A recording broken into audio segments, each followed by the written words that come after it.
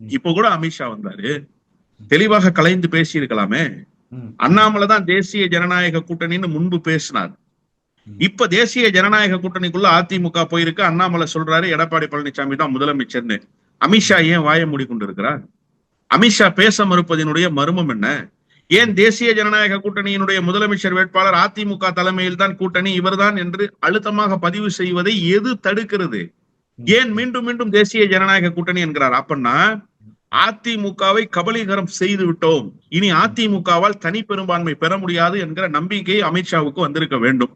நிதிஷ்குமார் போல பீகாரில் நிதிஷ்குமார் கைப்பாவையாக இருப்பதை போல தமிழ்நாட்டில் பழனிசாமி கைப்பாவையாக இருப்பார் என்று ஆணித்தரமாக அவர்கள் நம்புகிறார்கள் போலப்ப. இது ஏட்டு சுரக்க கறிக்கு உதவாதுன்ற கதை. ஏன்னா இந்த கூட்டணி வெல்ல போவதில்லை.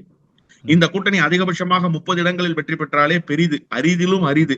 திமுக தலைமையிலான அணி மகத்தான வெற்றியை பெறும் என்பதுதான் எல்லோருக்கும் இருக்கக்கூடிய கருத்து, மக்களுடைய கருத்தும் அதுவாகத்தான் இருக்கு. ஆனாலுமே கூட எலெக்ஷன் ஸ்ட்ராட்டஜின்னு ஒண்ணு இருக்கு. நீங்க இவ்வளவு வீக்கா போயிட்டீங்கன்னா அதிமுகவை எப்படி லீட் பண்ணுவீங்க? அதிமுக எப்படி அடுத்த தேர்தலில் மேஜர் பார்ட்னரா இருக்கும்?